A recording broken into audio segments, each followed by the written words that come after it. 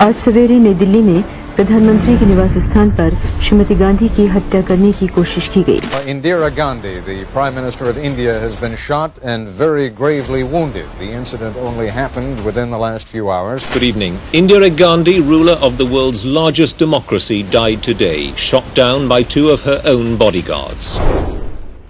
इंदिरा गांधी की हत्या को किसी भी तरह से जायज नहीं ठहराया जा सकता, लेकिन दो लोगों की गलती के लिए पूरे सिख समाज के साथ क्रूरता की हदें पार कर देना भी सही नहीं था। 31 अक्टूबर 1984 को इंदिरा गांधी के दो सुरक्षा कर्मियों ने उनकी गोली मारकर हत्या कर दी। दोनों हत्यारों सतवंत सिंह और बेअंत सिंह को गिरफ्तार किया गया और इंदिरा गांधी को अस्पताल ले जाया गया, लेकिन तब तक बहुत देर हो चुकी थी। इंदिरा की हत्या के बाद कांग्रेसियों ने जो किया वो बहुत ही भयावह था। दोनों हत्यारे सिख समुदाय से थे, इसलिए कांग्रेस ने इसकी सजा पूरे सिख समुदाय को दी। तत्कालीन राष्ट्रपति ज्ञानी जैल सिंह को भी नहीं छोड़ा गया, उनकी गाड़ी पर भी पथराव किया गया। कांग्रेसियों ने ऐसा नरसंहार किया जो आजाद भारत के इतिहास में नहीं हुआ।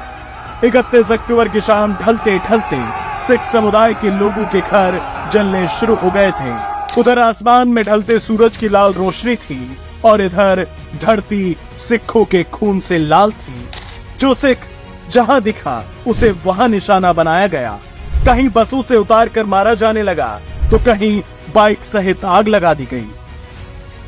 सिख समुदाय के लोगों को समझ ही नहीं आ रहा था कि आखिर वो किस गलती की सजा पा रहे थे। जो अपराधी थे उन्हें तो गिरफ्तार कर लिया गया था, तो फिर मासूमों को क्यों निशाना बनाया जा रहा था। पुलिस कांग्रेसियों के हाथ की कठपुतली बनी हुई थी। वो दंगों को रोकने की बजाय बढ़ावा दे रही थी। कांग्रेसियों का नरसंहार सिर्फ दिल्ली तक ही सीमित नहीं था, देश के हर कोने में सिखों को निशाना बनाया जा रहा था। कई दिनों तक चले इस नरसंहार के दौरान नई दिल्ली में 3000 से अधिक सिखों की हत्या हुई। वहीं पूरे भारत में 8000 से लेकर 17000 सिखों के कत्ल की बात कही जाती है और इस दौरान कम से कम 50,000 सिख विस्थापित भी हुए। कांग्रेस के तांडव ने न महिलाओं को छोड़ा, न बच्चों को और न ही बुजुर्गों को। मंजा पा देता, रजाई पा देती, फिर सड़िया हुआ टायर पा के मेरे आदमी नू अद्धा सड़ गया मेरा आदमी अद्धा। तो रुई लेके आए तेजाब की यहाँ पे रख दिए सीने पे, उसको जला के पेट्रोल से 2-4 टायर रख दिए ऊपर गाड़ियों पे, उसमें जला था। यही चीज ऐसे पेट्रोल वगैरह जिंदे पे लेड़ के और आग लगा दी जिंदे को। 2 आवाज आई कि बचाओ बचाओ, उसके बाद में आवाज ही नहीं सुनाई दी। जाके बाहर लेके गए सरदार जी को, पहले तो उसके गोड़े तोड़े लट्ठों से, फिर मिट्टी का तेल डाला, पेट्रोल डाला, सारा जला दिया। ये हमारे आंखों के सामने बेटे किन्नू लब्बन डे। मैंने कहा सरदार जी ने तो इत्थे साड़िया ना वेख्या इन्हीं को मोम जैसे लत पई सी उन्हां दी। फिर मैं उन्होंने इकट्ठी करके उत्थे फिर उत्थे लगाती उन्होंने फुल पल चुके। हिंदुस्तान पाकिस्तान वासी ताई नहीं जो दिलों में आती जिंदा नुसाना जिंदा मालना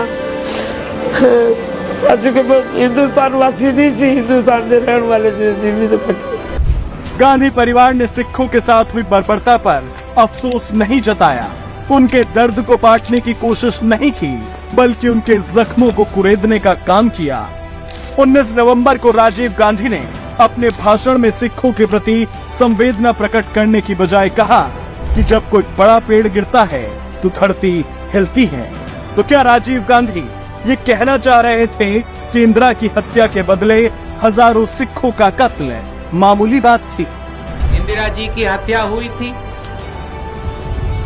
तो हमारे देश में कुछ दंगे फसाद हुए, लेकिन जब भी कोई बड़ा पेड़ गिरता है तो धरती थोड़ी हिलती है। जब राजीव गांधी के ये विचार थे तो सिखों का नरसंहार करने वालों को गांधी परिवार की ओर से उपहार मिलना तय था। सिखों के कातिलों के उपहार की कहानी अभी बाकी है।